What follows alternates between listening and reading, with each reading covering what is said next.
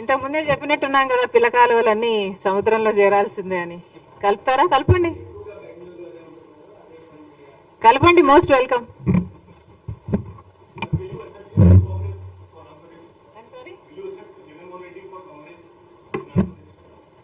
Congress party is an ocean.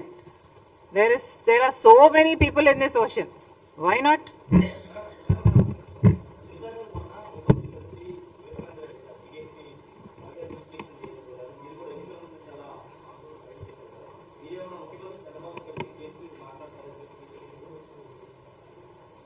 అవసరం ఉందని నేను అనుకోవటం లేదు. ఎందుకంటే సునీత ఆల్రెడీ కలిసింది ప్రభుత్వాన్ని. గత ప్రభుత్వంలో న్యాయం జరగలేదు, అప్పుడు ఎన్డీఏ అధికారంలో ఉంది. ఇప్పుడు మళ్ళీ అక్కడ ఎన్డీఏ అధికారంలో ఉన్నా ఇక్కడ ప్రభుత్వం మారింది కాబట్టి న్యాయం జరుగుతుందేమో అన్నది సునీత ఆశ. తప్పులేదు కదా కలిస్తే.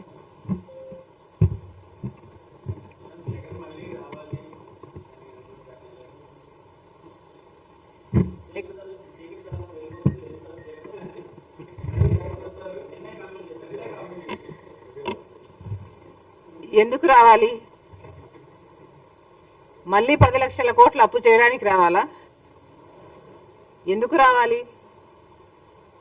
10 లక్షల కోట్ల రూపాయలు అప్పు చేయడం కాకుండా, రాష్ట్రాన్ని అప్పుల పాలు చేయడం కాకుండా, మీరేమో ఋషి కొండలు కొండలు కొరిగేసి ప్యాలెస్లు కట్టుకోవడానికి రావాలా? కనీసం రాజశేఖర్ రెడ్డి గారి జలయజ్ఞంలోని ప్రాజెక్టులు పూర్తి చేయకపోతే, కనీసం ఉన్న ప్రాజెక్టులలో మీరు మరమ్మతులు మెయింటెనెన్స్లు కూడా చేయకపోతే, గేట్లు కూడా తేలుతున్నాయండి. మళ్ళీ ఆ దుస్థితి చూడ్డానికి రావాలా? ఎందుకు రావాలి?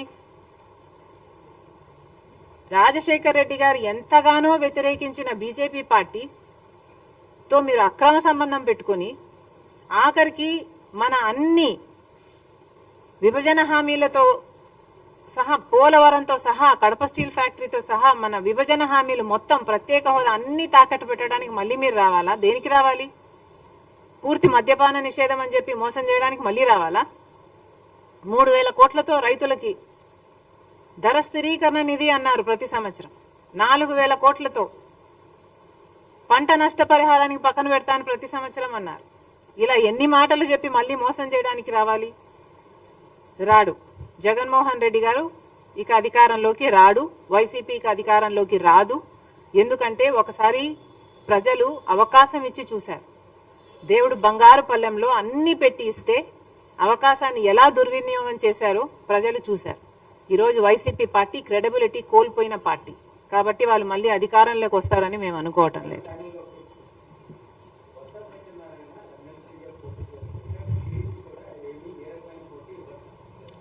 అవును, ఎందుకని అడగండి చంద్రబాబు గారిని.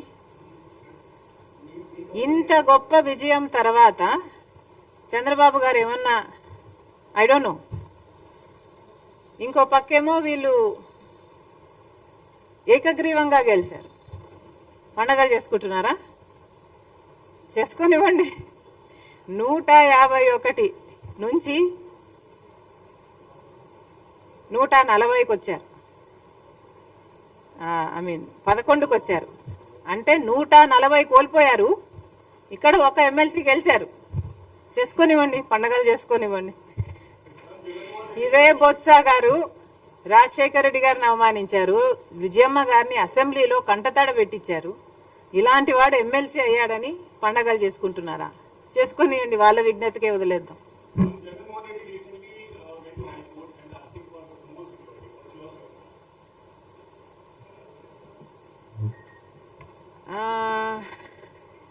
I am not aware of the security he has right now. Oh, he has Z+. I do not see the need for additional security then.